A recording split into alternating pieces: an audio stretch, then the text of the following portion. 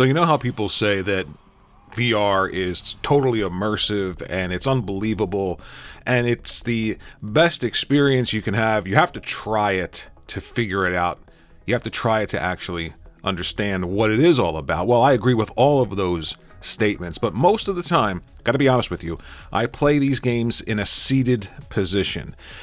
Just because I'm lazy, I don't want to stand up, and I just want to sit down and relax like I do when I play traditional console games. And that's where I think that the distinction or the, I guess, the desire to sort of stay grounded in, the basic experience that you're used to playing video games sitting on your couch. And I think it's a mistake, and I'll tell you why. Because the first time I've played VR standing up was yesterday. Yes, even with PlayStation VR1, I played those games in a seated position. In PlayStation VR2 so far, since I've gotten it, I've played everything sitting down. Well, let me tell you something. Standing up is a completely different experience. When I went back to playing Horizon Call of the Mountain, I stood up, I scanned the area, which is something, really cool. Scan your area. It sort of, I don't know what the word is I'm looking for. I'm losing my train of thought here. It detects, that's the word I'm looking for. It detects things in your environment that you don't want to bump into. And you literally stand up and you use the controller and you trace the floor in the virtual space that you're going to be able to move around in. And you set barriers between, like, say, a couch or the television or a shelf with things on it. And once you have that set, that is your area. Now, why is this important? Because the experience of being in a virtual space has to be seamless. And standing up for the first time, I was used to sitting down and using that right stick to turn left, to turn right. If I wanted to look behind me, I could turn my head a little bit, but I had to still use that right stick to turn completely around to be able to see behind me. Well, when I'm standing up, I can literally just move my body. I can turn to the left. I can turn to the right. I can walk forward a little bit or backwards or left or right. Just by doing that, I have to tell you, it was so disorienting in a way that was fun because it connected the final piece to that virtual space, to virtual reality that I hadn't experienced before. And once you do that with this new technology, with the PlayStation VR2, I don't know, it was something of like a revelation. I was standing there last night playing this game thinking to myself, I had been missing out on this extra dimension. This is the way to experience VR. Not that I'm not saying you can't sit down. For instance, in the kayak game, it makes sense to be seated. So in areas or experiences where it makes sense to be sitting down, of course it works well. However, when you're playing something like this and you stand up, that extra dimension is finally brought into the experience. When I walked up to an edge, literally, I had to walk forward to the edge and look down. My brain went haywire. It was telling me, you're on a cliff, you're too close to the edge.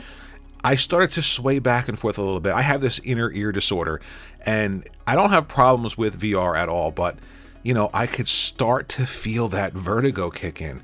And, it wasn't something that was unpleasant. I found it to be exhilarating because it added to the experience. Like right here, when I get to the top of this and I'm looking around, I'm using that right stick there. You see that snap to the right? That's the right stick. So if you're seated, that's what you have to do to look around. But right now, I'm actually like leaning over, looking over the cliff. My feet were literally trembling, and my brain was like trying to process this idea that I'm in my room, right? I'm in my game room, but I might not be there. Are we on the top of this mountain? Are we looking over down this cliff face? Are we looking at this huge environment? Look at this.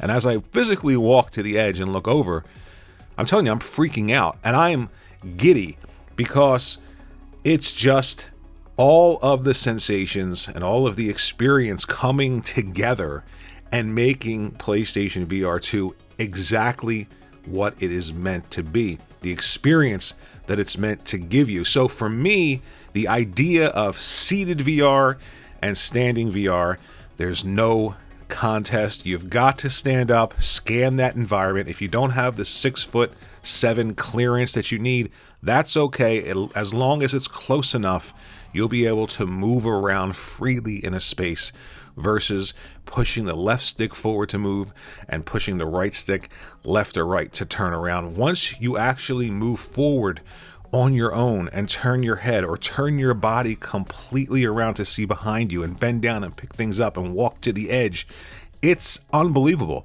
I cannot believe that I have been missing out on this. And I thought to myself, wow, there must be a distinction between playing games seated and playing games standing. That's what I was looking for. And I feel like games like Switchback coming, obviously you're going to be seated in that game because you're supposed to be in like this ride or this mine cart, and that'll work fine.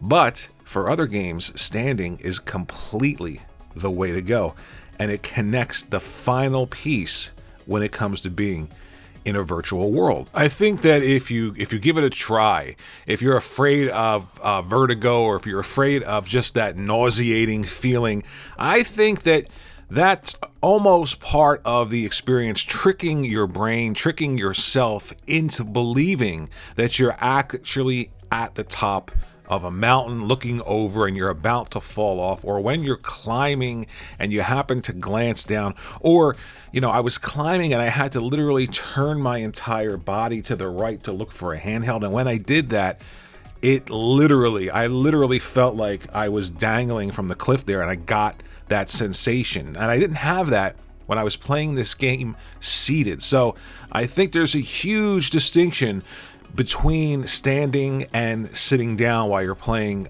virtual reality or games built around total immersion like Horizon Call of the Mountain. Let me know what you think about this. I think that there's something to be said for the distinction between seated VR and standing VR, and I think that there are games created for both. Again, go back to Switchback, which is coming out soon. Obviously, you're going to want to be seated. It's almost like a minecart ride at Disneyland, but for games like this, Horizon Call of the Mountain, or even Resident Evil, I cannot wait. I tried the demo and I tried it seated. I want to go back.